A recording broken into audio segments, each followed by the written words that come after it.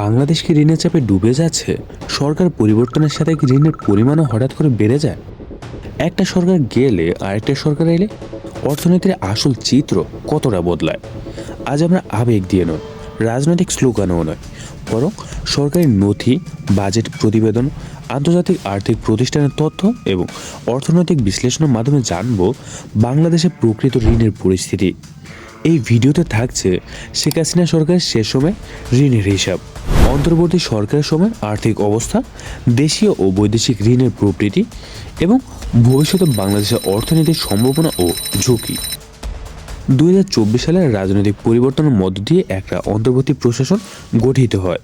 এই প্রশাসনের নেতৃত্বে ছিলেন মোহাম্মদ ইউনূস।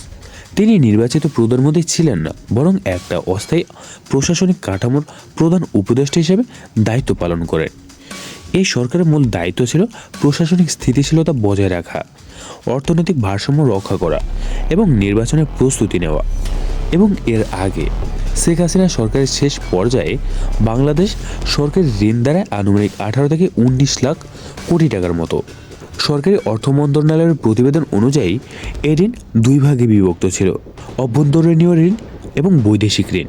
অভ্যন্তরীণ ঋণের মধ্যে ছিল ব্যাংকিং খাত থেকে ঋণ, সঞ্চয়পত্র, ট্রেজারি বিল ও বন্ড। বৈদেশিক ঋণের মধ্যে প্রধান উৎস ছিল world bank, international money fund, Asia development bank. এই ঋণগুলো প্রধানত অবকাঠামো, বিদ্যুৎ, সড়ক, রেল, স্বাস্থ্য ও শিক্ষার খাতে ব্যবহৃত হয়।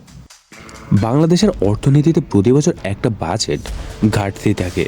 সরকারের মোট আয় অর্থাৎ কর ও রাজস্ব যতটুকু, ব্যয় সাধারণত তার থেকে বেশি হয়। এই ঘাটতি পূরণ করতে হলে সরকার ঋণ গ্রহণ করে। সরকারি ব্যয়ের প্রধান তিনটা খাত আছে: পরিচালনা ব্যয়, বেতন ভাতা, প্রশাসনিক খরচ। এবং 2 নম্বরে আছে উন্নত ব্যয়, এডিবি প্রকল্প। এবং 3 নম্বরে রয়েছে ঋণের সুদ ও কিস্তি পরিশোধ। ঋণ বৃদ্ধি মানে সব টাকা অপচয়, এটা অর্থনীতির সঠিক ব্যাখ্যা নয়। প্রশ্ন হলো, ঋণ কোথায় ব্যয় হচ্ছে? অন্তর্বর্তী সরকার সময় মোট সরকারি ঋণ বৃদ্ধি পেয়েছে প্রায় 21 লাখ কোটি টাকার কাছাকাছি পৌঁছায়। এই বৃদ্ধির কারণগুলোর মধ্যে ছিল রাজস্ব আদায় কমে যাওয়া, আমদানি ব্যয় বৃদ্ধি, ডলার রিজার্ভ সংকট, ভূতুর্কি ব্যয় বৃদ্ধি। তবে নির্দিষ্টভাবে 1,34,424 কোটি টাকা শুধুমাত্র বেতন ভাতার জন্য নেওয়া হয়েছে এমন তথ্য সরকারি প্রমাণ প্রকাশিত হয়নি। সরকারি হিসাব সাধারণত সামগ্রিক ঋণ বৃদ্ধির চিত্র দেয়, নির্দিষ্ট রাজনৈতিক বক্তব্যের মতো নয়। ইন্টারন্যাশনাল মানি ফান্ড বাংলাদেশকে প্রায় $4.7 বিলিয়ন একটা প্রোগ্রাম অনুমোদন করে, যা কিস্তিতে বিতরণ করা হয়। ওয়ার্ল্ড ব্যাংক এবং এশিয়া ডেভেলপমেন্ট ব্যাংক থেকে বিভিন্ন অবকাঠামো প্রকল্পের জন্য ঋণ অনুমোদিত হয়। এই ঋণগুলোর সুদের হার তুলনামূলকভাবে কম এবং দীর্ঘমেয়াদী। বাংলাদেশ এখনও আন্তর্জাতিকভাবে ঋণ সংকটে থাকা দেশ হিসেবে ঘোষিত নয়।